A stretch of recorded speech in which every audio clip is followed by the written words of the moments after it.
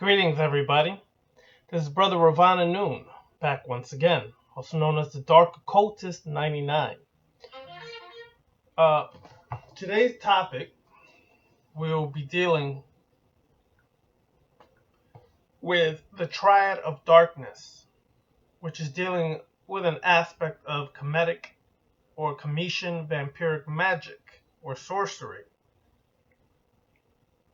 So, let's get right into it. What, first and foremost, is the Triad of Darkness? The Triad of Darkness is a ritual that is done by people dealing with vampiric magic or sorcery.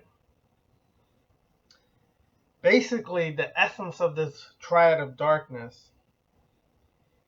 is for self-transformation. And the way we do that self-transformation is by exploring fully and in-depthly our darkness. Now, this may seem a little scary for some, a little out of the norm for others.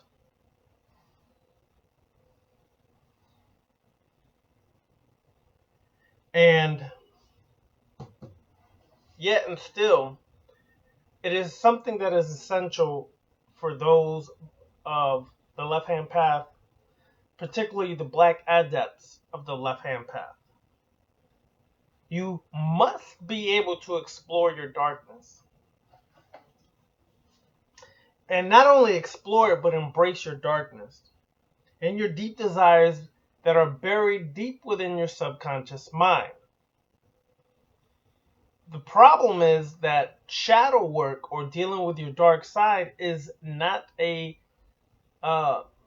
traditional working, and it is shunned by the masses because most of the masses have been taught to become really fluffy, light-sider, really extreme on the right-hand path mentality of people. What do I mean by that? People think that you're just going to go out and sit in the sun and meditate for an hour, and that's all you have to do to transform yourself.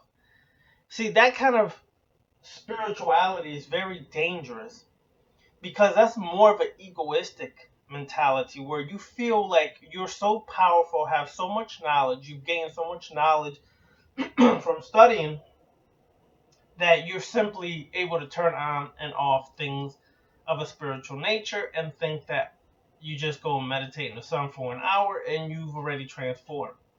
See, that's delusional as well, because what happens is, sure, you can meditate, but are you doing proficient enough meditation where you're actually transcending or altering your state of consciousness to reach deep within your subconscious mind? See, your subconscious mind is where a lot of the programming and conditioning took place from childhood to today. So you have a lot of things that are buried there as far as particularly programming and conditioning that took place from your family, from your culture, from society, from religion, from education, that is still buried deep within there, and it leads to behavioral patterns, many which can be detrimental to your health. So how do you work that part of yourself to really tap into your subconscious mind and be able to reprogram your own self? Be able to recondition or decondition first and create or recondition that mind afterwards. On the vampiric magic aspect, there's three main archetypes that we really focus on. There's many, but the three, well, actually there's four, but for this Triad of Darkness ritual, there's three. The three main aspects of the archetypes we focus on is Set or Setekh, and the aspect of darkness that Setekh or Setekh encompasses. Then there is the emotional aspect of Sekhmet, dealing with rage, hate, anger, ferociousness, that is also utilized. And then there is the aspect of Anpu or Anubis, which is death. Those three aspects are essential when you work the Triad of Darkness because you're tapping into three different aspects of your subconscious mind. Sekhmet is helping you tap into your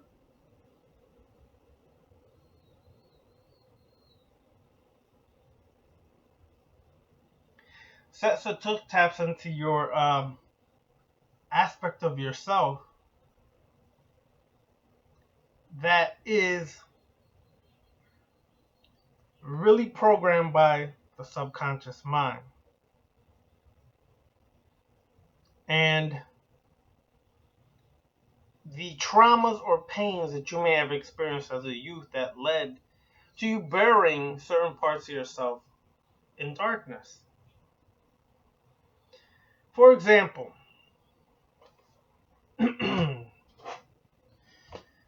it's simple, and I say this in a lot of videos, as simple as you coming in to the living room, your daddy's watching TV, you wanted to show him something so bad he was distracted by the football game. He didn't pay you any mind. Ever since then, you've wanted and sought out attention. So much so that you've done extreme things or even absurd things to receive that attention.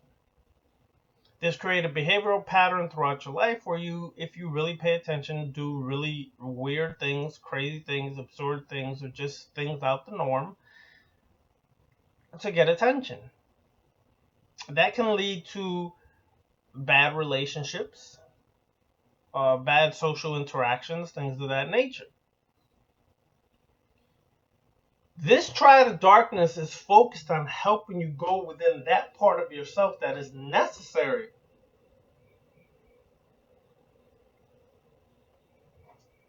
to really do the work in that aspect of darkness of the subconscious mind. Anubis is there, or Anpu is there, because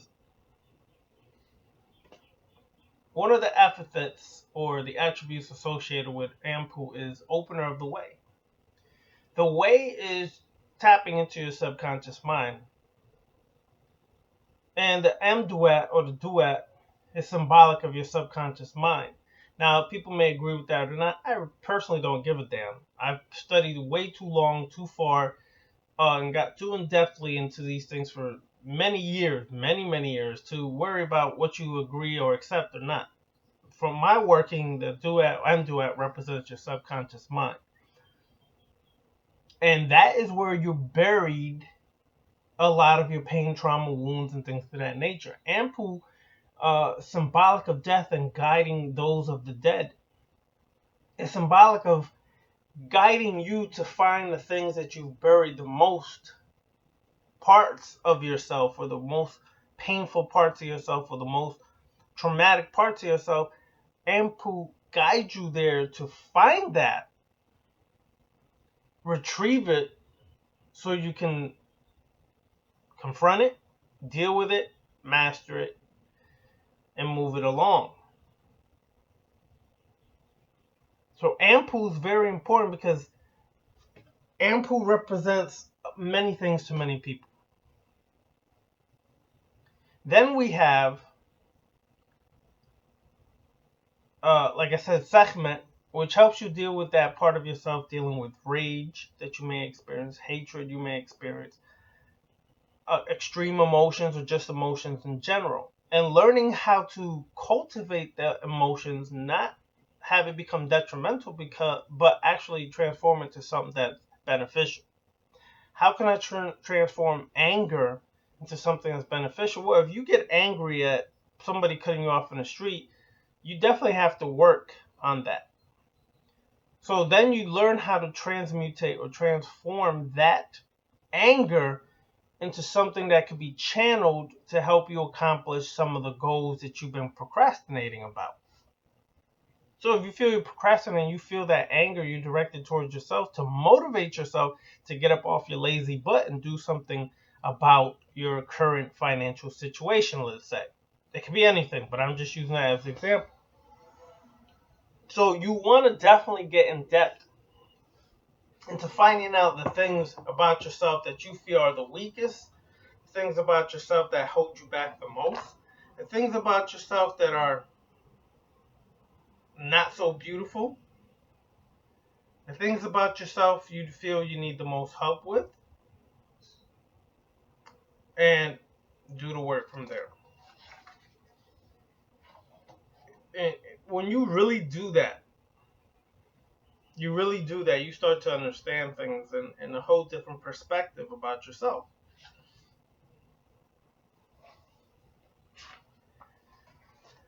Let's go over Anpu-Anubis real quick.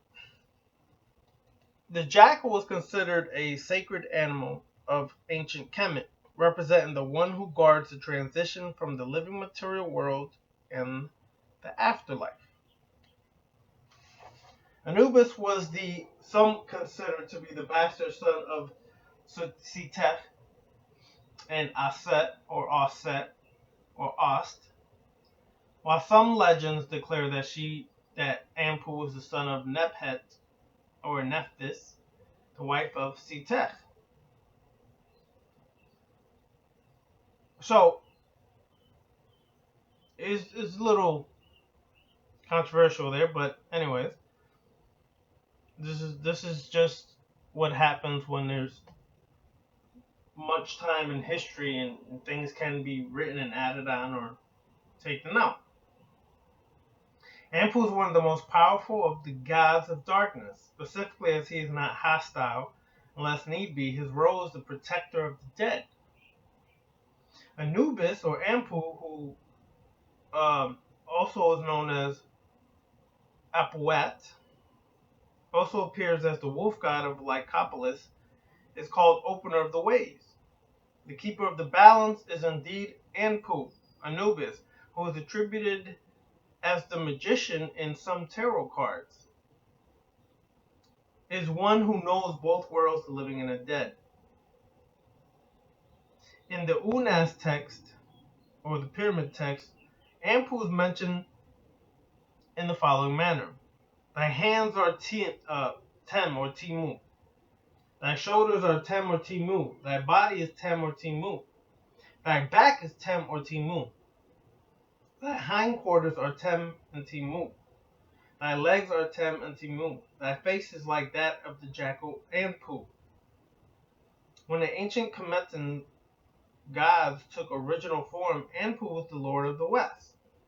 Later, Asar took the title from Anpu as his coat grew more popular. One of the epithets of Anpu is Sekhmet, or the power of the two lands, meaning the world of the living and the dead. Anpu was one of the Sedjet, or great gods. The Greek historian Plutarch wrote that Anpu is associated with the horizontal circle, which divides the invisible part of the world, which is called Nephthys or Nebhut or Nebhet, from the visible world, which is Aset or Aset.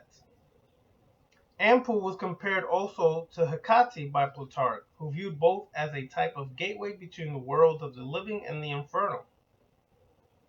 There were said to be two faces of Anpu. The one face was black as night and the other golden as day. Within the workings of vampirism, Anpu is the image of the black adept or magician who exists between both the worlds of the living flesh and the dead spirit. The essence of Anpu is the keeper of the balance. Thus, the black adept shall keep a realistic and continued perception of daily physical world and the spiritual. So, as you can see, Anpu really is there to protect you from your own delusions, our own self-created fear, self-created demons and monsters, and guide us through all that muck and mire within our subconscious mind to reach deep within to find that key necessary to unlock that which is most important to confront, deal with, and master. Sekhmet, who's also known as the sister goddess of Bast or Bastet, she is of the Triad of darkness and is associated with violence, anger, hate, and different emotions of that nature. In dynastic times, Sekhmet was associated with the west, while her sister Bast was associated with the east. As other forms, also known as Hateru or Hathor. Sekhmet is shown draped in a red robe, while her sister Bast was in green. The Triad of darkness, of which Sekhmet, Anpu-Anubis, or Set, or Setekh, or Setekh comprise. Sekhmet is associated with northeast. This holds association with her form as Mehenet, the serpent goddess who destroys the enemies of the war god Re Hadakati, and is similar to Amun-Ra. The name Sekhmet is derived from the root word Sekhem, which is power, and associated with violence or to be strong. Sekhmet is in nature associated with the burning and scorching heat of the sun. Sekhmet bears the title Mighty Lady, Lady of the Flame, or Tefnut in Senemet, and appears also as a guardian cobra called Mehenet, which encircles the solar disk of Re Hadakati in his conquering form. One of the most common names of Sekhmet is Nisert, which is flame and represents her destroying element. This draws a more curious association with the title of Sekhmet, Lady of the Flame, which is also the title of Uchat or Wadjet, the Cobra goddess. Sekhmet also has association with the title Lady of Amentet, Lady of Manu, or the mountains of the setting sun, the lands of Libya. So keep that in mind as you work the Triad of darkness. What Sekhmet represents, and find those attributes within you that you most need to master.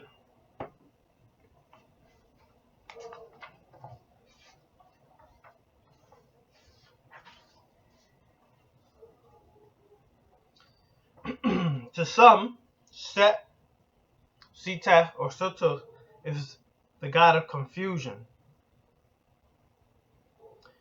To others, Set is the god of power.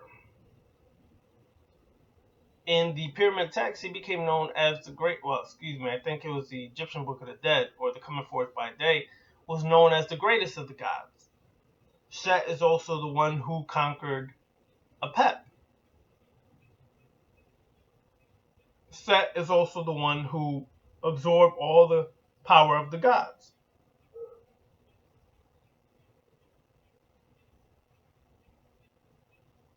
The majesty of the will of Setekh is probably the most compelling of all the Egyptian gods, as he is both beneficial and malefic. For instance, Setekh protects the boat of Ra against Apep, of which represents his primal and chaos embodied Natir or hidden self. In turn, he embodies the power of darkness and war. Setekh, or Setekh, by the Greeks was called typhoon, caused an eclipse that caused the eyes of Horus, or Heru, to be blind long enough to tear them from his head. Setekh then assumed the form of a black pig and swallowed the left eye to gain the power of Heru. This is best symbolized as at night when the sun is not visible and the moon is bright. Setekh then, like his primal form Apep, consumes slowly the moon each month.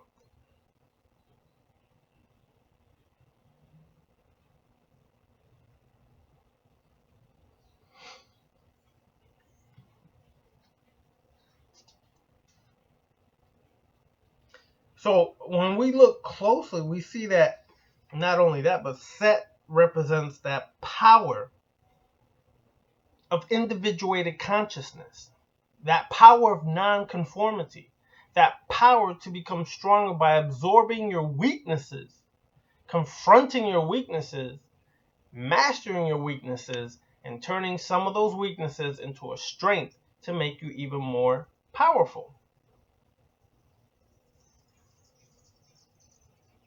Set is one of the most powerful forms or archetype one can work with, specifically in the Triad of Darkness. When we really focus or hone in on the powers of Set, we can see how the powers of Set are beneficial for today's society. For example, Set would not be anti-immigrants. Let me say what I mean by that. All this immigration crap, Set would be against that. As far as people with their hatred towards immigrants, people towards discriminating against immigrants, people thinking that immigrants are taking all of our money or jobs, when in fact, the real facts state that most of the jobs that immigrants work are jobs Americans no longer have worked and have refused to work for many years. Set or Setekh or Sutekh would be embracing of immigrants. Set or Setekh would also fight against this anti-homophobia, people against homosexuals, lesbians, gays, and bisexuals. Set embraced all of those people who were non-conformists in the society. So when we get into these tangents and rants and raves about anti-this and anti-that, check yourself. Because Set is the power of the desert storms and lightning and thunder and things of that nature to come and destroy that stupidity within us. Set is the hurricane that destroys and cleanses that stupidity. So, when you work the Triad of Darkness, the specific and most important thing to understand is that you're working with dark knowledge. Meaning you're going to the deepest, darkest parts of yourself in order to bring light into that darkness. What I mean by light is the intellect or the truth that you need to project into that darkness to find your stupidity, your ignorance, your biasness, your prejudiceness, your racism, your traumas, your pains, your wounds, and confront, deal with, master it, and overcome it. So it brings that focused attention into those parts of yourself. But you must bring the darkness into focus in order to shed that intellect, or some call it that light, into that darkness.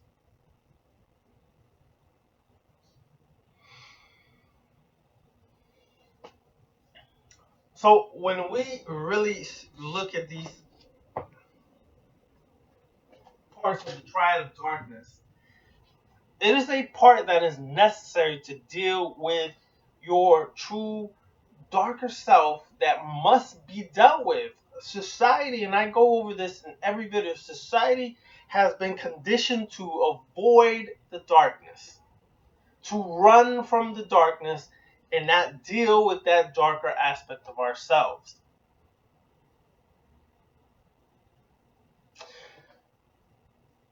Now, the Triad of Darkness, it's important that you have a statue of Set, Setekh, or Setukh. It's important that you have a statue of Sekhmet. Important that you have a statue of Anpu. Those three are very important that you have statues of. You create a circle. You can either draw it or find a large cloth and draw a circle on there. And you put these candles, red and black candles I associate with Anpu, definitely a black candle. Set could be a red candle, and Sekhmet also could be a red candle. But you use it the way you want to. You put the statues right there near the candles in these different points, meaning you put it in the west, the south, and the east. And you conduct your ritual from within there. There's certain invocations that you bring forth to invoke the energy of Setekh, invoke the energy of Sekhmet, invoke the energy of Anpu. And you work it from that angle.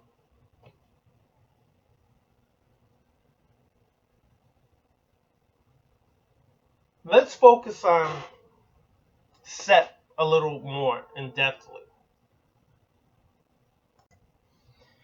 In order for us to learn about Set, Setekh, first we must have the unlearning, meaning you have to return to that complete darkness which actually supports the light. As we travel, we will learn that it was Asar, Heru, Ra, and all the other good gods of Kemet who are the usurpers or the intruders. Excuse me. They overturned the old and eldritch worship of Setekh and demonized the stellar darkness Setekh represented. As in the case of the paganism that managed to survive the relentless Christianizing of the West, the worship of Setet, his liturgies, and images can still be found seeped through into the religions of the solar gods. It's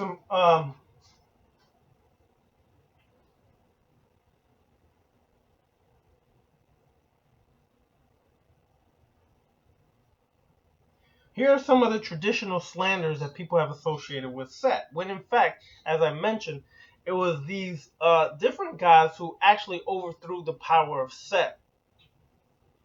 The meaning, the priests who wanted to put the worship of Asar as the new religion because it was a form of more mental control, mind control over the masses of people than Set, who was the empowering of the individual self. So, in order to bring my new religion in of Asar worship, I had to destroy Set and what he stood for as individuated consciousness and nonconformity and the power of darkness, utilizing the power of your own mind. So some of the slander is Set is a deserter. Set hates friendship. Set is a god of drunkenness. Set is a god of crisis. Set is a disturber of the peace. Set has no respect for boundaries. Set is sexually irregular, sensual, immoderate, foolish, and irascible. Set is a divine murderer. Set destroys order. Set is aggressive and vicious. However, when we go further,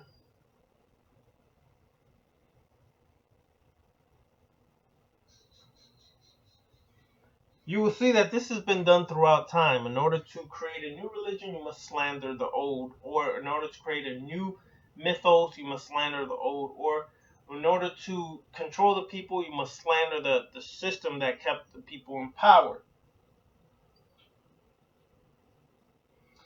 The fact is, Set at one time was one of the most popular of the gods in Kemet, of all the gods, for a long time.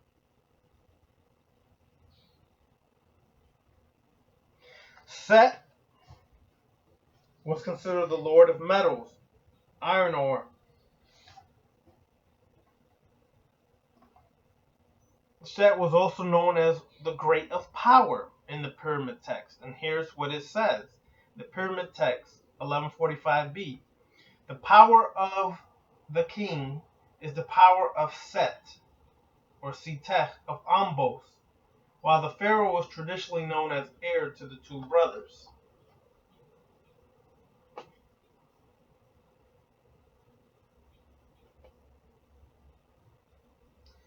In some sources, the solar bark is actually shown as being pulled by Set's animals, whilst that god is the only one strong enough to fight off the dreaded Apep, serpent that threatened world stability. Later, of course, when the scapegoating began, Set was deliberately and wrongly identified with the same serpent and figure of true evil.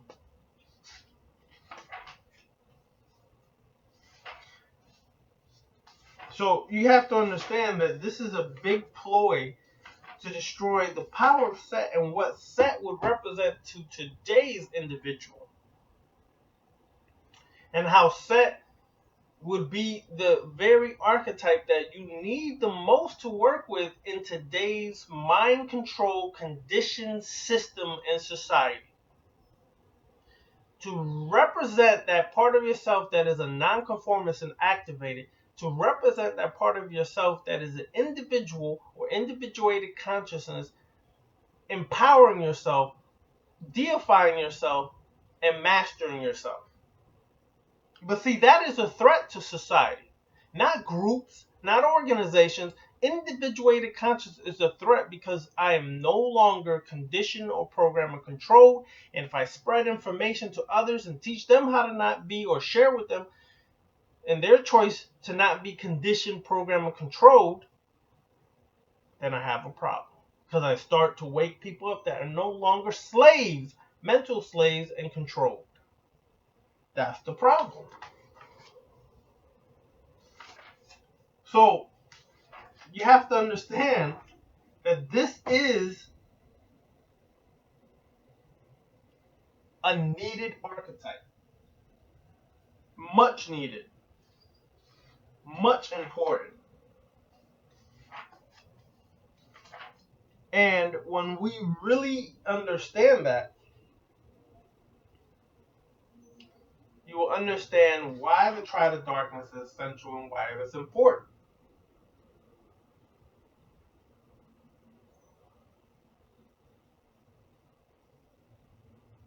The most secret role of Set or Setekh was seemingly never acknowledged by the average Kemetan Cometian Egyptian. It was part of the mysteries, an initiatory secret known only to the priests.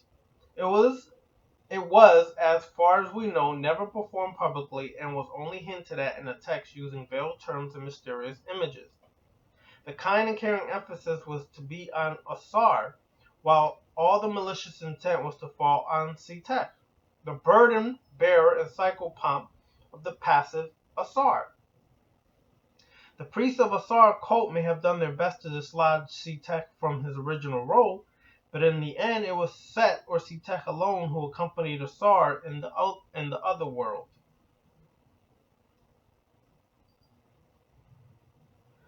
Set in time became the rebel against the established Asarian order. In other words, Set is a rebel against modern day programming in society.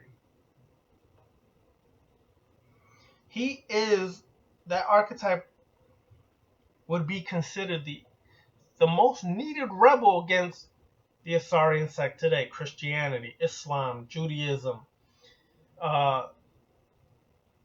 powers that be, these secret organizations that try to run the world and oppress the world and suck the world dry of its spirit, of its energy, of its resources, and enslave the minds of the masses.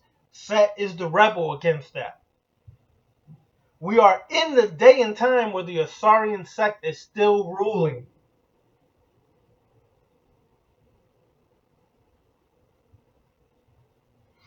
And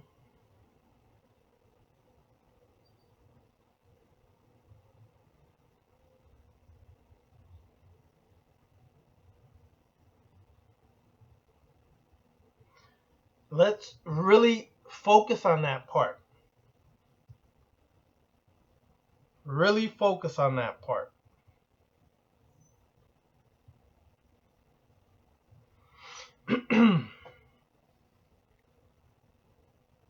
The rebel against the established order happening today.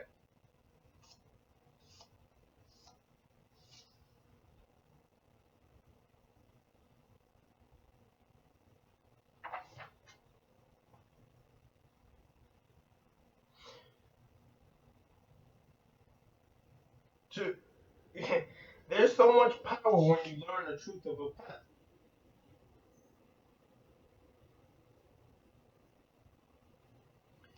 That I can understand why people fear Set, especially Cometians, Cometics.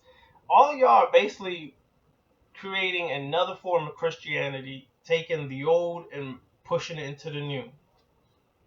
That's basically what's happening.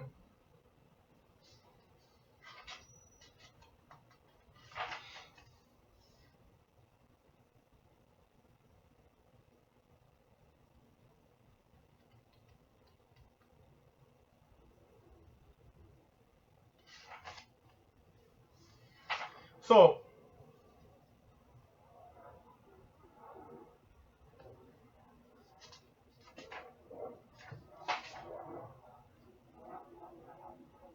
very important to understand.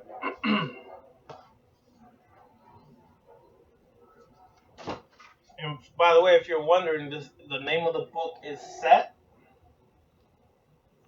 by Judith Page and Don Webb. Set by Judith Page and Don Webb. Check it out. Very detailed information and research that was conducted on this by these two individuals. So when we work with Set, you must really get into the consciousness of what this archetype represents, the energy of what this archetype represents. Combine that with Anpu and Sekhmet, you have a powerful working. Now, I may do a live session right after I finish this video now. We'll see who shows up, who doesn't, and we can continue discussing Set, Setekh, things of that nature. If not, I will schedule a live session for next Thursday. Next Thursday at 11 a.m. And we'll see who shows up. So I'm just letting it be known now. I may have a live session next Thursday. If you would like a live session next Thursday on YouTube at 11 a.m., email me at darkoccultist99@outlook.com. That's darkoccultist99@outlook.com. It's also going to be below in the information section on the video. So I'll wrap it up with that. Definitely also get the book Necrominion by Michael W. Ford. Has a lot of good information that he took from Charles Pace, dealing with a lot of work with Set and Setekh and with the different archetypes of Kemet. This is dealing more with a vampiric nature, so it's about absorbing energy and empowering yourself. And that's what we're working on. How to empower ourselves, how to absorb energy from everything around you to empower yourself, how to deal with your issues and problems and trauma to become a master. So I'm going to sign off. I'm going to check, see if anybody wants a live session now. But if not, next week, we will have the first official live session at 11 a.m. Hit me up if you want a live session. And hit me up with some topics you would like for us to discuss, or myself to discuss, at 11 a.m. next week on a live session. darkoccultist99@outlook.com. Peace.